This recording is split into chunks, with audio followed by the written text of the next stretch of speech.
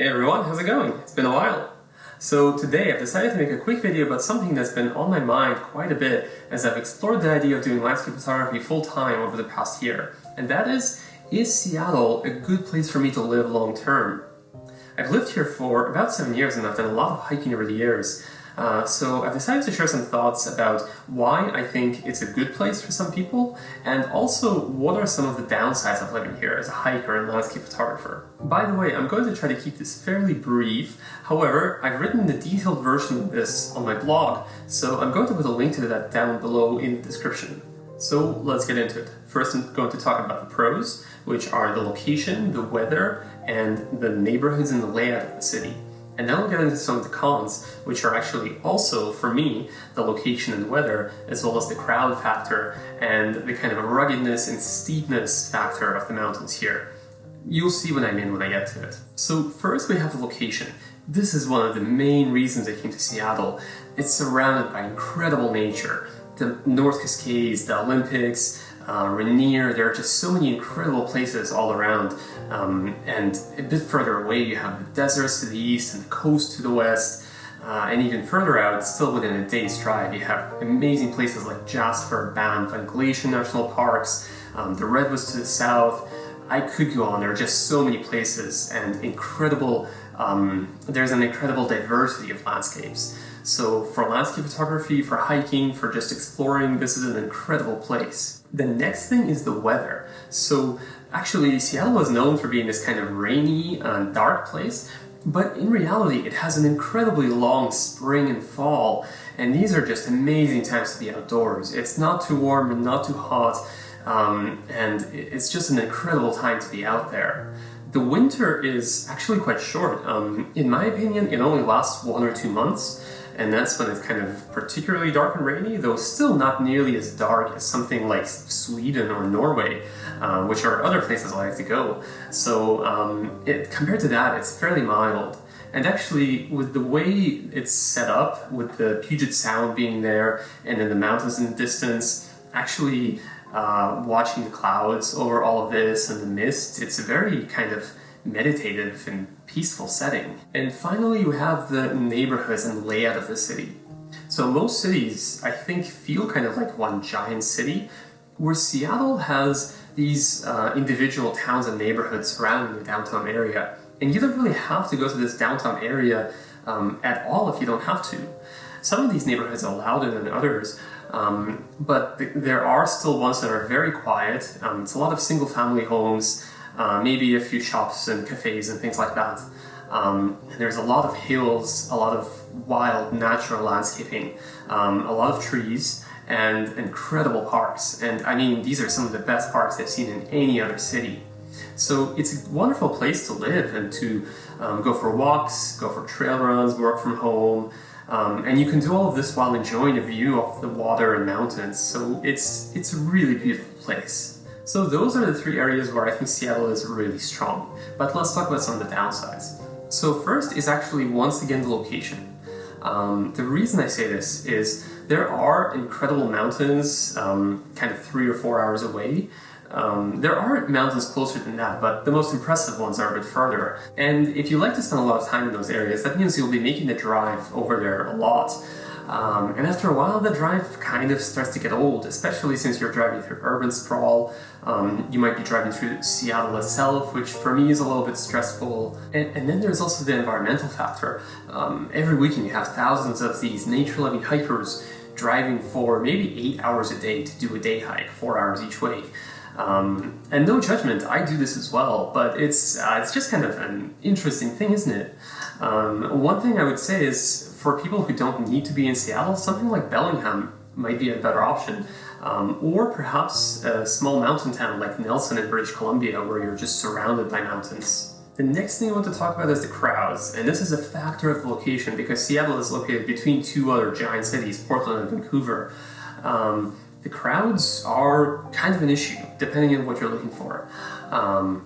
For me, I like to have a lot of solitude and peace and quiet when I'm out in nature, and that's not really possible in Seattle.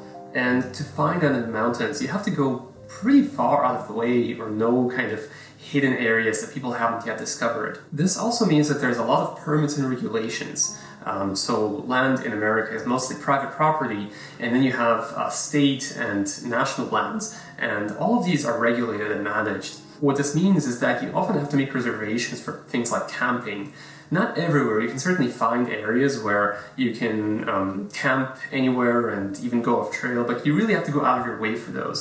But a lot of areas you will need to make reservations, sometimes even a lottery system, so you have to sign up for months in advance. And as you might know, for landscape photography, this doesn't work too well because you need to be able to go when the weather's good. So when there's a storm coming and going in the mountains, or when there's fog in forests, that's the time to go. So from a photography standpoint, that's not ideal, and you have to be selective with where you go. Even if you're just trying to go for a quiet walk in the woods or swim in a lake, you probably will run into other people since there's a regulation to stay on trail in most areas, which there are reasons for that, so I'm not advocating that anyone goes against that. But that does mean that if you're looking for something like complete freedom and solitude, like you might have in the north of Canada or the north of Sweden and Norway, you might not really find that here. Also, for those of you who do van life or kind of road trips in general, you might have to plan in advance where you're going to camp and look up kind of hidden spots or make reservations at an organized campground. So there are certainly mountain roads where you can find places to pull over, but these are not that common. The next thing I want to talk about is the weather. So as I mentioned, the weather here is actually really quite nice, except for me for August. August is the time I try to get out of Seattle. So the reason for this is it gets very hot, in my opinion. I grew up somewhere further north. It also gets quite dry, there are clear skies all the time, and we kind of get a lot of forest fires sometimes. And those can be fairly mild, or you might have to stay indoors for an entire week with an air purifier running. So yeah, that is not ideal. And that's all I have to say on that. So let's get into the last thing, and that's the steepness and ruggedness factor. I might get criticized for this, and some of this is a matter of taste.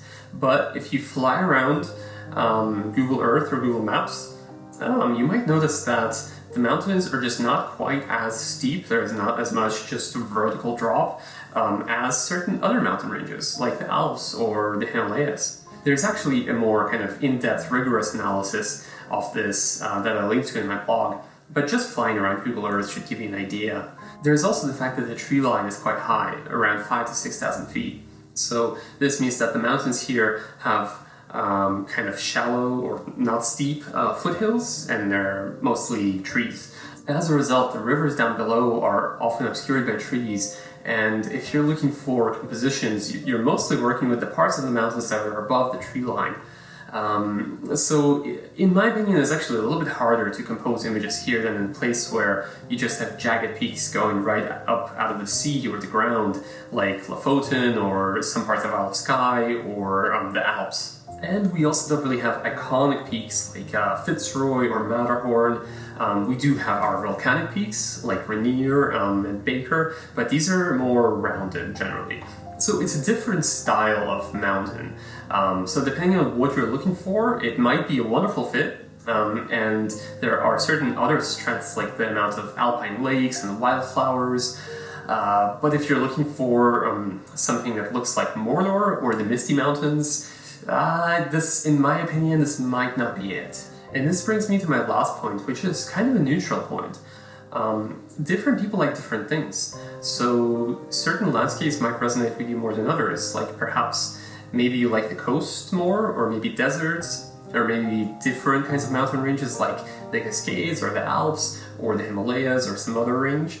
And I think it's really important to seek out the kind of landscape that's right for you, because that's the kind of landscape that you will enjoy hiking in most, and most likely enjoy living next to or doing landscape photography in. For me personally, I find myself missing the forests of Northern Europe quite a bit, and it's not because they're objectively better, it's probably just because I grew up there.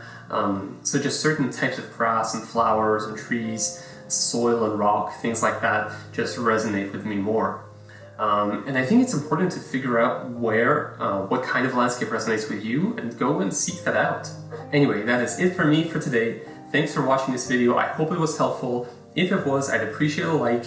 And also, if you have any thoughts or questions, leave me a comment. I'll be sure to read those. Also, I'm planning to put out a couple more videos to share some of the things I've learned from exploring landscape photography full time. So if that's something that interests you, consider subscribing. Finally, if you've never been to the Northwest before, I've made a number of videos in the past of hiking and landscape photography in the field. So those might give you an idea of what to expect and what this landscape looks like in person. Anyway, that is all for today. I hope you have a wonderful day, and we'll see you again soon. Bye.